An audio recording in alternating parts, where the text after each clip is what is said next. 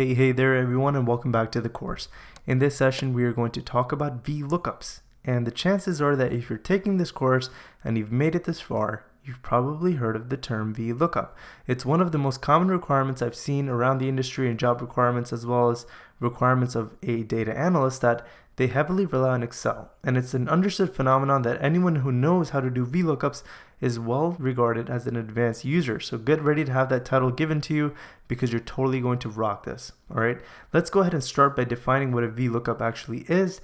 And based on my experience, I'm going to stay away from the technical jargon that's involved in explaining this, and I'm going to explain this from a perspective of an ordinary situation outside of Excel, because I think that's the easiest way you're going to understand it, and we can always get technical later. Okay, so let's not scare you with all the formulas and technical jargon behind this. So ignore Excel for a minute and think about this situation. Let's say you want to purchase a book called On Earth, and this book is something you're sure is available in your local bookstore. You even know the shelf that it lives on, okay? So now you walk into the bookstore and you suddenly realize you may or may not have enough money, and you want to find out how much this book costs. You simply walk up to the person behind the counter, the employee, and you ask him or her, "Hey, how much for On Earth?" And the person simply looks up the value on their computer and tells you a price. All right, so now let's take this exact scenario and implement this in Excel's VLOOKUP function. A VLOOKUP lets you find out a specific piece of information about something you might already know a little bit about. Okay, so much like our example where the person knows the name of the book you want, you also need to know that you're looking for the price. The VLOOKUP depends on you to know what book it is, as well as what you're looking for. Okay, the VLOOKUP function then wants to know where you're looking for the price. Are you looking for it in the right section of the store? You're also expected to know this because obviously if you're searching for a book, you're going to know what part of the store it's in, right? You have the book in your hand, you just want to know the price. So once you've identified the part of the store, you then need to let Excel know what is the information you're looking for. And the way that you tell Excel about this is by specifying the column that contains the information you're looking for. So in this case, we want the price, so we look at the price column.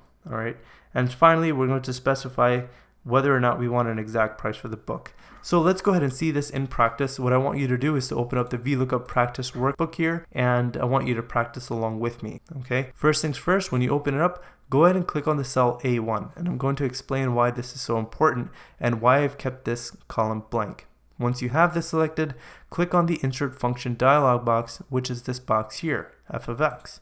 When you click on it, the insert function will pop up, and in here you can go ahead and search for VLOOKUP. It's the letter V with lookup. Once you search that, you'll find VLOOKUP and this whole scary long array of stuff. And this is what's going to benefit us because we already have a scenario in mind for this, okay? So the VLOOKUP value, this is what you already know. Okay, this is what you want to know more about. In our case, we want to know more about our book, and we are going to select the number for the book, okay, which is book number 3. So we're going to click on this cell, and we now have told Excel that, hey, the book we want is book number 3, and it lives in cell B4, okay? And then next, what we want to tell Excel is the table array, meaning the location of the book in the store. We know that the book lives within this list somewhere, so we select the entire list, starting from the top leftmost column to the bottom right-hand corner. All right, so now we told Excel that it within B1 and D11, the information that we're looking for. The column index number is the column for the information you want. So in our case, we want the price. All right, so in this case, we're going to enter the number 3. And the reason we enter the number 3 is because in our array that we selected started from B through D, and B is the first column in that array, C is the second column, and D is the third. Okay, so we selected 3 for that. And then finally, the range lookup is whether or not you want this value to be exact. If you want this value to be exact, then you would type in false, and if you want it to be kind of accurate, then you would find true. All right, in our case, we want the exact dollar amount, so we know how much we're going to pay. We're going to type in false. All right, and the formula result tells us 119, which is pretty awesome, right? Because if we look in our data set here, we can see that book number 3 On Earth costs $1.19. So this is an amazing tool that you can use. Imagine if we had a repository of books, thousands of books with thousands of prices. So that's the benefit of a VLOOKUP.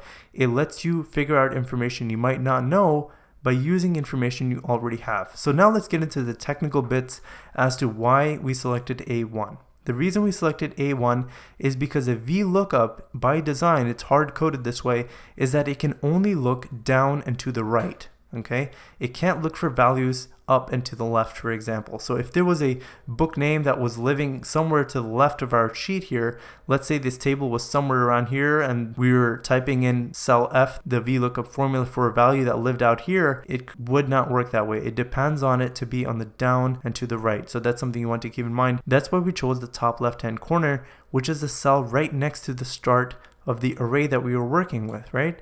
Remember, we selected a range of cells for the array, which was the location of the book in the store. We selected the entire array, letting Excel know that this is the store in which this book lives. So that cell needs to be to the left, the actual array that we're working with. So that's why that's really, really important.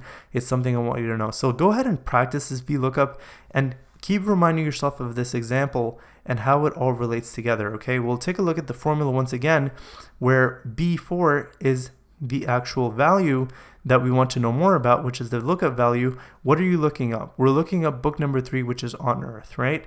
And the reason we picked 3 and not Earth, because 3 is the cell right next to column A.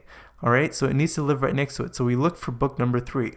All right, next we selected B1 through D11, which is the red range here. This is a store in which this book lives.